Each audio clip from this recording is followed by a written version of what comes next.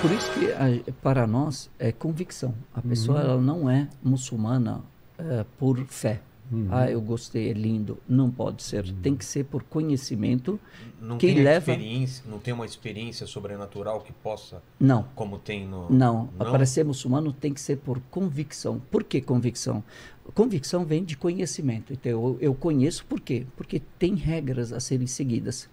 E essas regras nem sempre você tem fé suficiente para praticá-las, por exemplo. Ou não está naquele ânimo, naquele dia. Hoje eu estou com preguiça de rezar. Não. Se você está convicto, não faça sol, faça chuva, você vai ter que rezar, porque é uma obrigação, porque você tem essa convicção. Essa convicção. Então, a convicção quando fala de fé, para nós, a fé é convicção. Não é um sentimento só. No Evangelho também a fé é convicção, é a certeza das coisas que se esperam e a firme convicção de fatos que se não veem. Por isso que ela é embasada em conhecimento. Eu tenho que conhecer, que me leva a concordar, e aí tem que haver coerência. E no judaísmo, a fé é o quê? Bom, eu estou aqui ouvindo essas falas e estou pensando. Em primeiro, eu quero deixar claro um dito judaico que eu acho que vocês já devem ter ouvido, que é: onde tem dois judeus, tem três opiniões. Verdade. Isso é muito... negócio. Também. Onde tem dois judeus, tem três opiniões. Onde tem dois evangélicos, tem 10 opiniões. Só que assim, o que é muito importante é o seguinte: esse dito, tem muita gente que confunde, né? Eu falo, três opiniões, são três opiniões fundamentadas, 3 pontos de vista fundamentados, não é tirar da manga e falar qualquer coisa, né? Isso é a primeira coisa.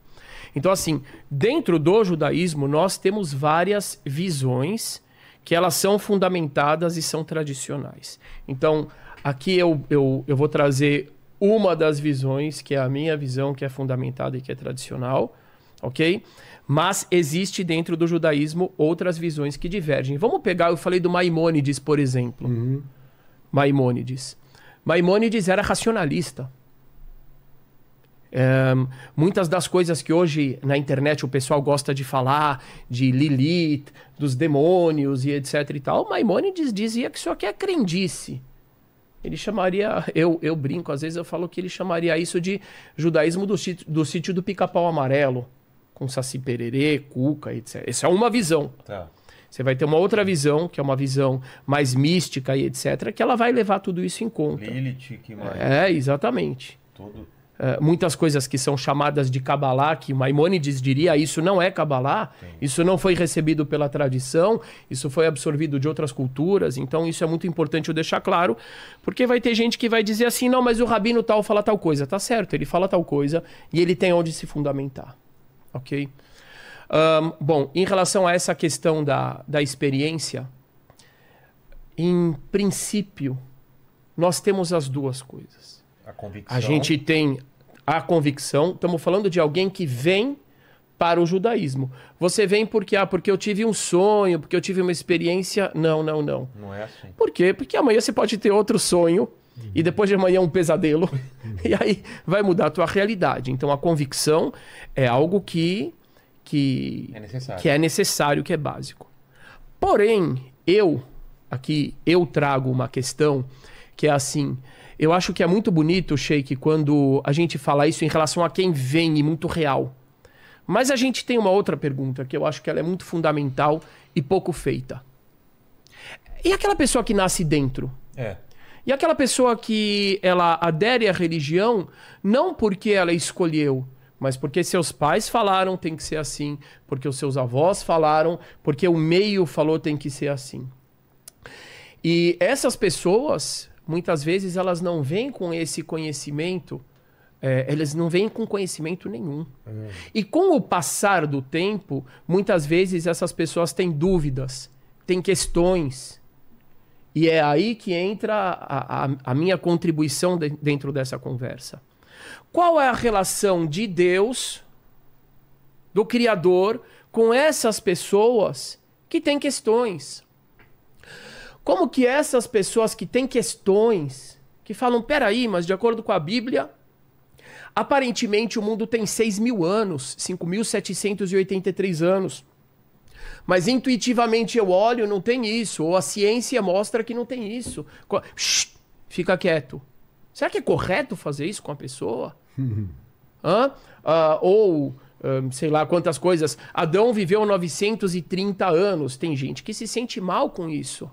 O que Deus espera dessa pessoa, eu acho que é a grande pergunta. Que ela finja que tenha certeza? Essa é a grande questão. E se talvez o pastor Caio tiver razão? E se o Sheik tiver razão? Eu posso me dar o direito de ouvi-los? Ou é pecado ouvi-los? Como, infelizmente, na peneira religiosa na realidade acontece. Religiosa é assim em todos os lugares. Eu queria né? só dar um Então, testemunho deixa eu concluir, por favor. Então é convicção. Então, é convicção, porém, a natureza humana, de acordo com... Eu vou falar de acordo com as escrituras.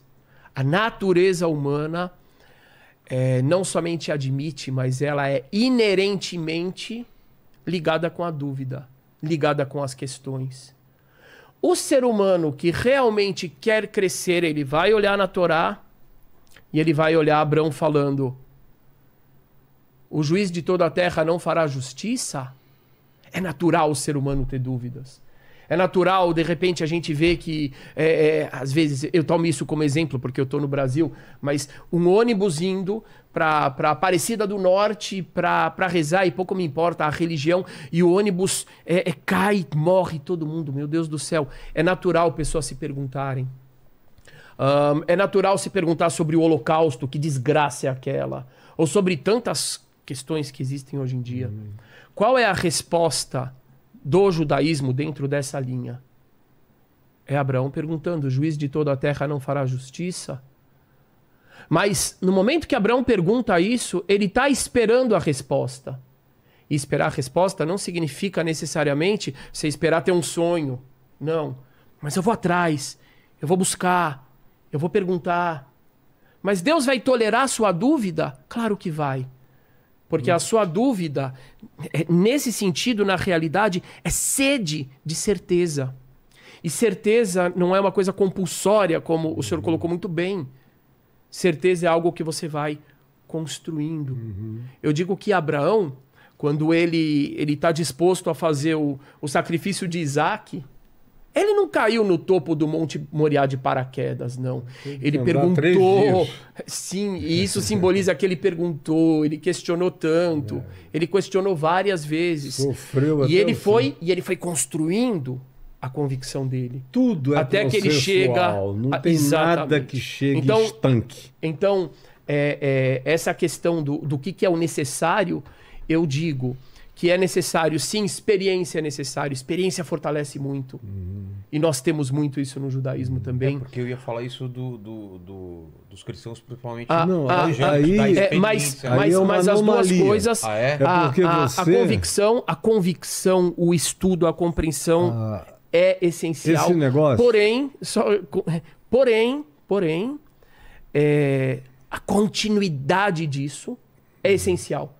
Eu preciso todos os dias fazer um exame interno e perguntar, eu tenho dúvida, como é que eu posso chegar mais próximo de Deus? Que respostas que eu posso ter? E de acordo com as escrituras, Deus não tem nada contra isso, ao contrário. Venha, meu filho. O senhor você tem dúvida, isso é inerente à condição humana. E nós religiosos, nós líderes religiosos, temos que estar na vanguarda da busca de respostas e de trazer essas respostas para as pessoas.